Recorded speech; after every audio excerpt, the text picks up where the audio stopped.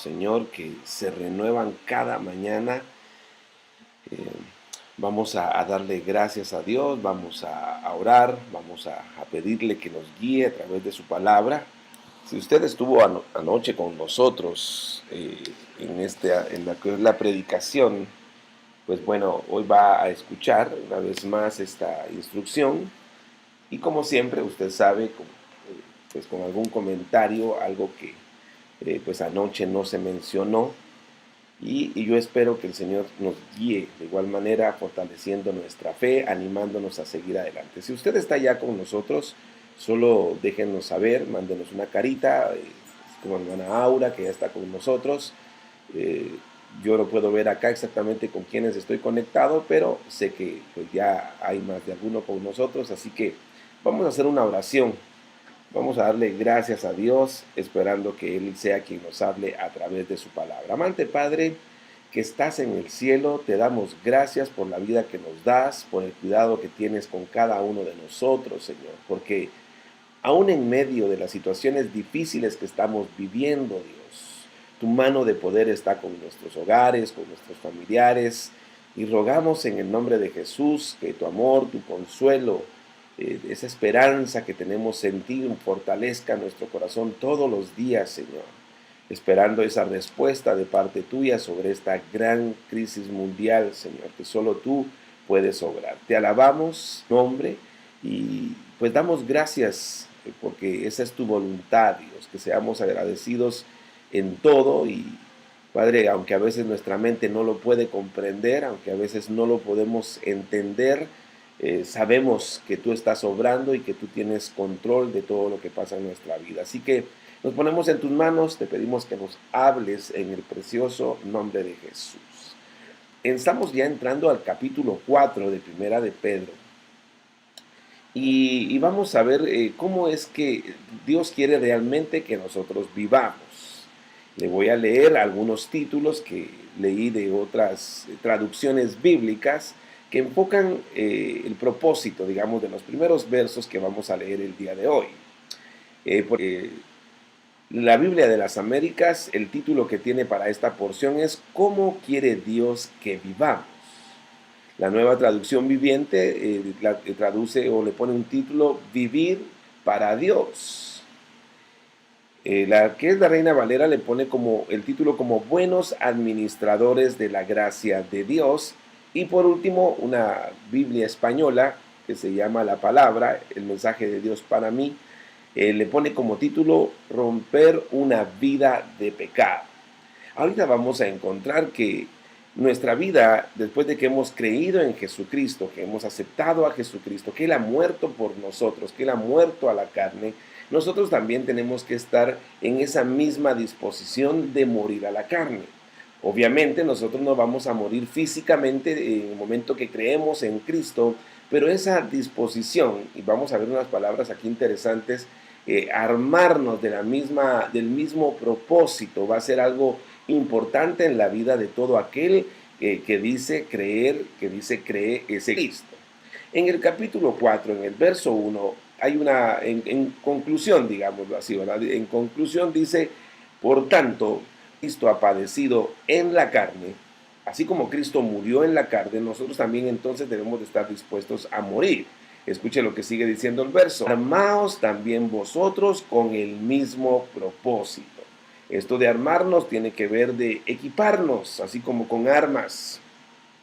Nosotros los que hemos creído en Jesucristo debiésemos armarnos con el mismo propósito.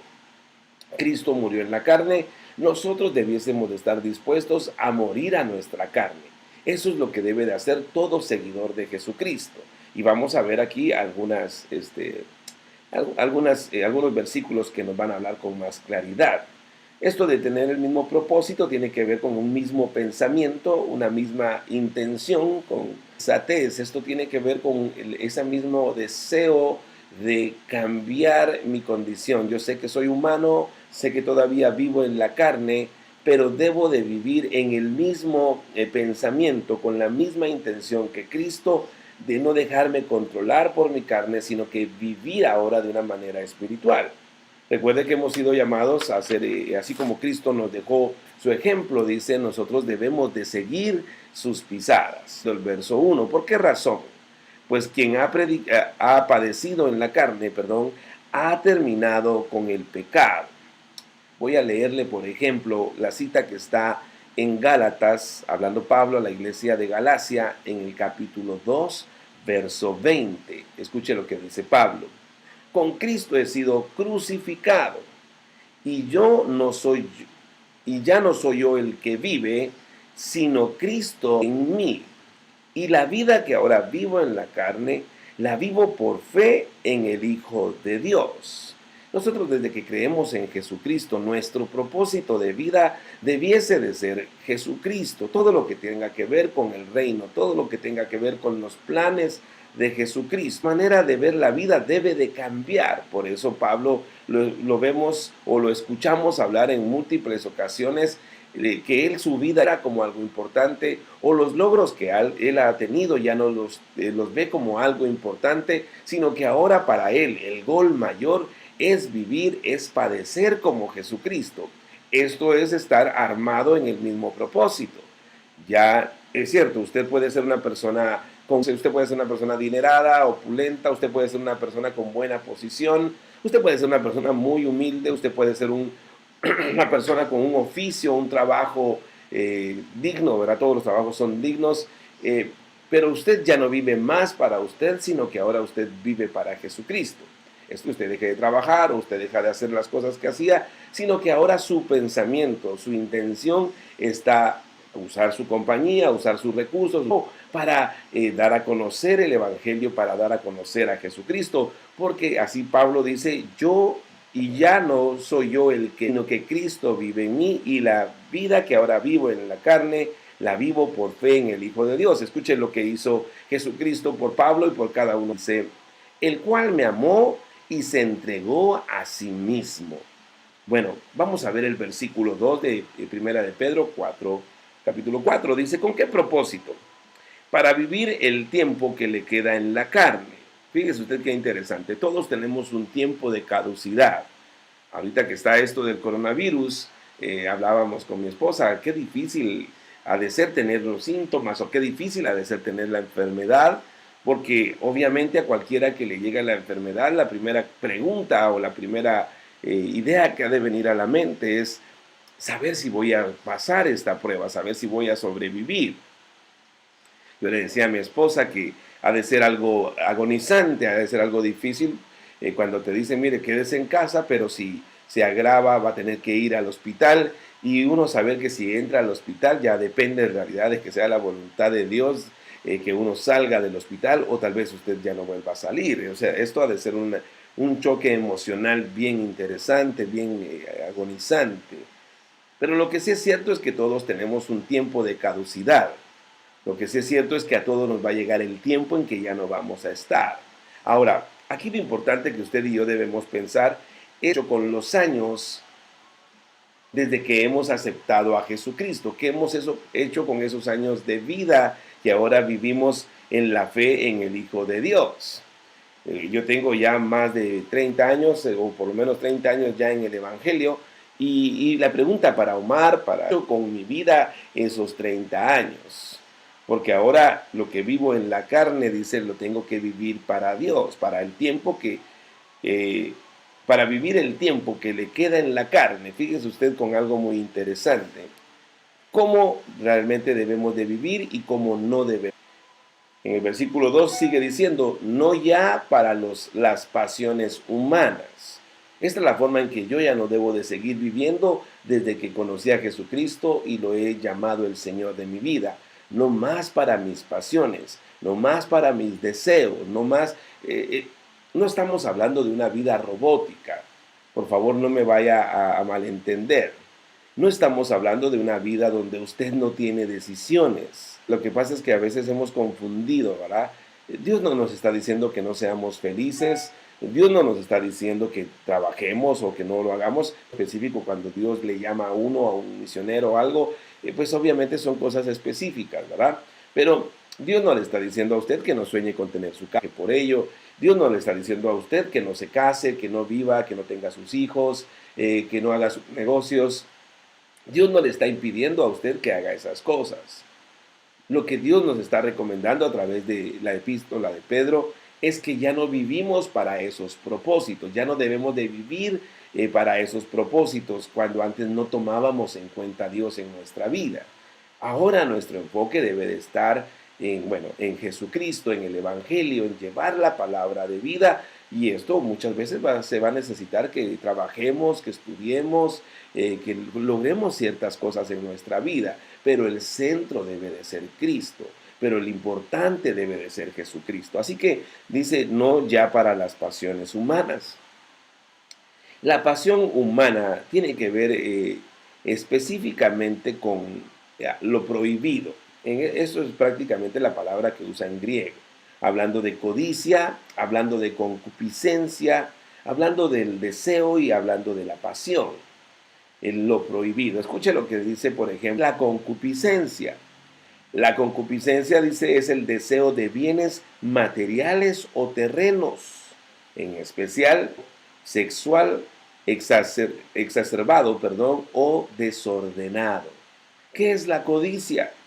Es el deseo vehemente de poseer muchas cosas, especialmente las riquezas o bienes. ¿Qué es un deseo? Es el interés o apetito que una persona tiene por conseguir la posesión o la realización de algo. ¿Y qué es la pasión? Escuche esto. Es un sentimiento vehemente capaz de dominar la voluntad y perturbar la razón. Algo así como el amor, el odio, los celos, la ira. ¿Qué le pase a usted ahorita en su mente? Pero le voy a leer una parte donde Pablo habla acerca de estos, no son frutos, sino que las obras de la carne, perdón, que son evidentes. Bueno, ¿es malo desear algo? No es malo desearlo. Es malo cuando mis deseos van más allá y empiezo yo a perder las cosas más importantes de control. Es como la codicia, ¿verdad? Es como esa concupiscencia, ese deseo incontrolable, ¿verdad? Tal vez compulsivo, es una palabra que usamos ahora en lo que estamos estudiando. Es un deseo tal vez compulsivo, una cosa que no podemos controlar y no importa lo que tengamos que hacer, lo vamos a lograr. Y cuando le hablo de esto me refiero a no importa si no sigo bien a Jesucristo o sirvo a Jesucristo o no cumplo con lo que Cristo me dice con tal de lograr lo que yo quiero lograr. Algo que yo le he estado diciendo y tal vez es mi manera curiosa, no sé si de ver las cosas, o de decir las cosas, pero después de esta pandemia, hoy tenemos tiempo para sentarnos y escuchar el Evangelio y hacer tantas cosas en casa, pero cuando ya empecemos todos a trabajar, habrá más de alguno que dirá, pastor, yo lo siento mucho, pero yo tengo que trabajar, tengo que recuperar todo lo que he perdido, si no, no voy a salir adelante, así que no cuente conmigo por este tiempo. Habrá mucha gente que va a entrar en esa disposición. Si lo vemos lógicamente, humanamente hablando, tiene sentido, hay que hacerlo, hay que intentarlo. Sin embargo, los que hemos creído en Jesucristo debemos de armarnos con el mismo propósito de Cristo. Ya no de vivir para nuestro aquello que no se mueve. Pastor, pero es que todo esto no son pasiones, no son deseos, no son concupiscencias, son necesidades. Tenemos un Dios que suple todas nuestras necesidades. Nosotros tenemos un Dios que cuando le damos el lugar, así como Jesucristo se lo dio al Padre, Dios mueve, Dios hace cosas cuando uno está bajo la voluntad, y a eso vamos a llegar más adelantito. Escuche lo que dice, por ejemplo, Gálatas 5, 19 al 21, hablando de las obras de la carne. Ahora bien, las obras de la carne son evidentes, las cuales son inmoralidad, impureza, sensualidad, idolatría, hechicería, enemistades, pleitos, celos, enojos, rivalidades, disensiones, sectarismos, versículo 21, envidias, borracheras, orgías y cosas semejantes. Eso es hablar de las obras de la carne. Esto es hablar de esas pasiones, andar detrás de esas pasiones humanas, ¿verdad? Por ejemplo, Marcos 7:21 dice Jesucristo, pues de adentro del corazón de la persona salen los malos pensamientos, la inmoralidad, el asesinato, el adulterio, la avaricia, el orgullo y la necedad. Y Jesús dice en el versículo 23, todas esas vilezas provienen de adentro, esas son las que realmente contaminan al hombre. Bueno, desde que estamos en Jesucristo, desde que hemos visto cómo Él murió en su carne, nosotros debemos de morir también a nuestra carne. Es un proceso difícil porque la carne está contra el espíritu y el espíritu está contra la carne y ambos, dice, se oponen para que no hagamos lo que Dios quiere, ¿verdad? Obviamente el Espíritu Santo queriendo todas las cosas, o nuestro espíritu queriendo hacer todas las cosas que agradan a Dios, pero nuestra carne pidiéndonos hacer todo lo contrario, esas pasiones humanas, esos deseos o esas obras de la carne que nos alejan de la voluntad de Dios. Ya no estamos llamados a vivir entonces de esa manera, pues ya hemos muerto a nuestra carne o debiésemos estar en esa disposición de no servir a la carne. En contraste, el versículo 2 sigue diciendo, sino para la voluntad de Dios. El que ha creído en Jesucristo debe de vivir ahora para la voluntad de Dios, pero para poder comprender la voluntad de Dios, tenemos que ser humildes para poder ser guiados por la palabra de Dios. Tenemos que ser humildes para poder ser guiados por nuestros pastores, nuestros líderes, que nos invitan a vivir una vida alejados de las cosas que no agradan a Dios. Así que yo explicaba anoche que hay que tener como humildad en ser enseñados por Dios. Escuche lo que dice, por ejemplo, el Salmo 143, verso 10. Enséñame a estar porque tú eres mi Dios. Que tu buen espíritu me lleve hacia adelante con pasos firmes. Enséñame a hacer tu voluntad. Él es nuestro Dios. Él es el que mejor sabe lo que nos conviene, perdón. Él es el que mejor sabe qué es lo que nos va a llenar, qué es lo que nos va a satisfacer. Es Dios quien mejor lo sabe. Así que quién mejor que Él para enseñarnos voluntad. El Salmos 25, 4, 5 y el verso 8 dice, muéstrame la senda correcta, oh Señor, señálame el camino que debo seguir. Guíame con tu verdad y enséñame, porque tú eres el Dios que me salva. Si algo estaba consciente el salmista es que en él podía confiar, él era su salvador, el que siempre estaba con él, y bueno, y le pide entonces que con su verdad y que le enseñe. Dice, todo el día pongo en ti mi esperanza. Y el verso 8 dice, el Señor es bueno y hace lo correcto. Les muestra el buen camino a los que andan descarriados. Algo que usted y yo debemos comprender es que, obviamente, dentro de los planes de Dios, no hay planes de engaño para su creación o para sus hijos. Dios quiere todo lo bueno para nosotros.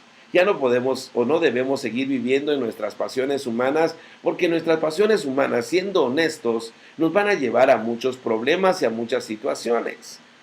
Por ejemplo, vemos matrimonios que caen dentro del adulterio por lo mismo de las pasiones humanas, ¿verdad? Por lo mismo de la concupiscencia.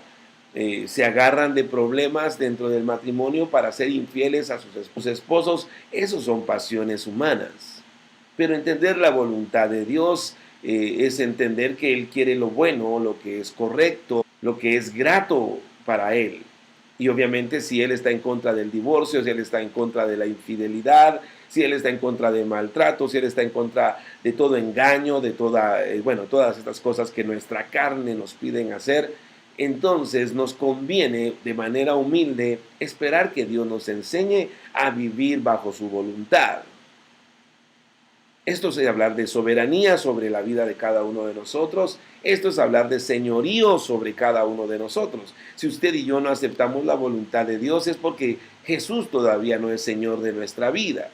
Por eso es que mucha gente no quiere hablar de Dios, no quiere que se le hable de la Biblia, porque no quieren aceptar el señorío de Jesucristo en la vida de cada uno de ellos. Así que hay que reconocer que necesitamos a Dios, hay que reconocer que debemos de vivir para Dios, ya no más para nuestras pasiones humanas.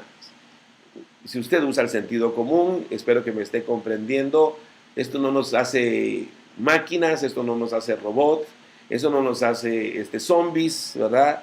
No, nosotros vivimos una vida disfrutando muchas de las cosas que obviamente que estamos en el mundo podemos disfrutar. Sin embargo, es prioridad o en el lugar correcto a quien debe de ir primero, y en este caso es Jesucristo.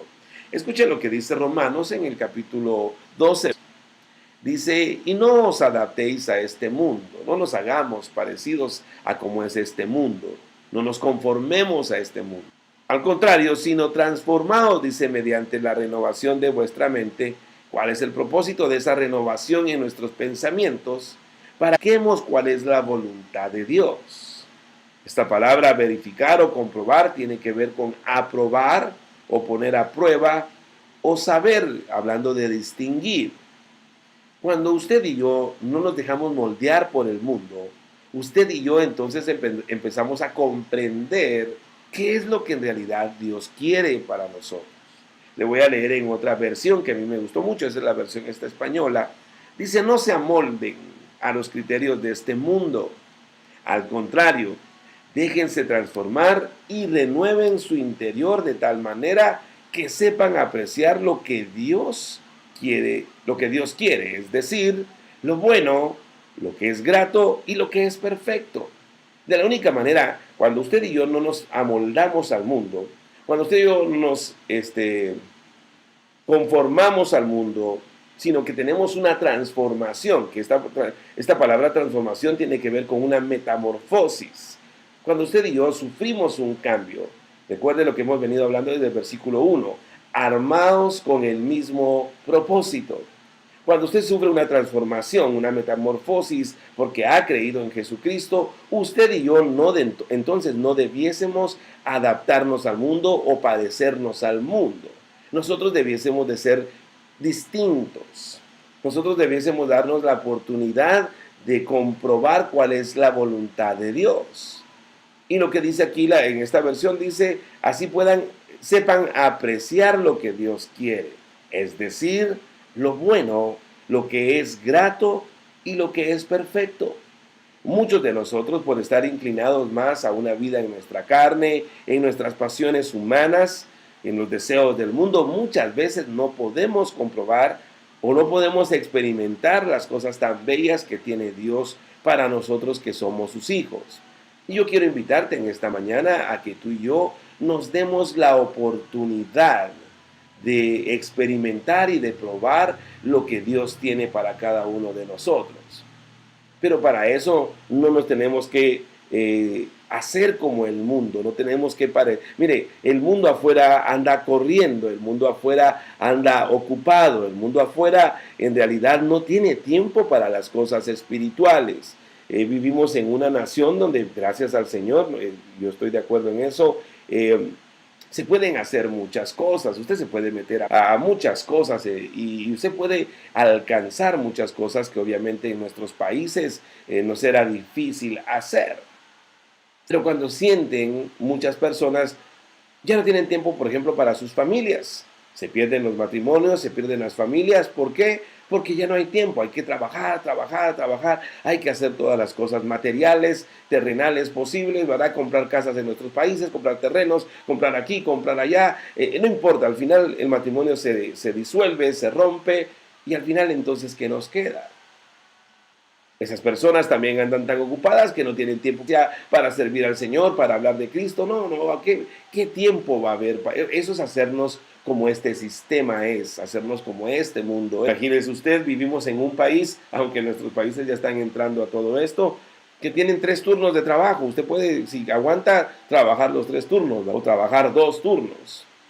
Usted puede hacer tanto por hacer dinero. Hablando de pasiones humanas, pastor, es que usted está confundido, esas no son pasiones. Hermanos, el Señor en su palabra nos enseña, o por lo menos perdón que no me recuerdo bien de la cita, pero habla acerca de, no me des mucho para que no me olvide de ti, no me des poco para que no reniegue. Y la petición es dame lo necesario, porque Dios siempre da lo necesario para que nosotros vivamos bien.